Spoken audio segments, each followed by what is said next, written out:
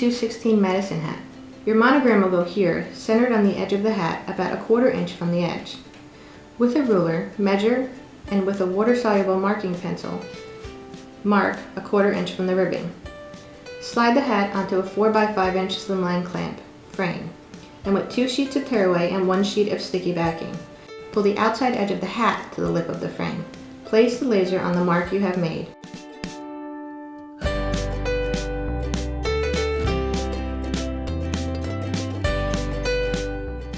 Trace to ensure that the monogram fits in the sewing area. Place a sheet of solvay on the scarf. You can now begin sewing.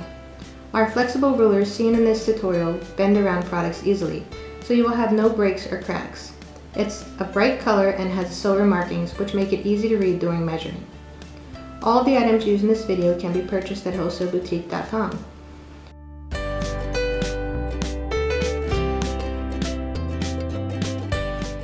When your sew is complete, remove product from frame and the tearaway and the solvay. There you have a finished product.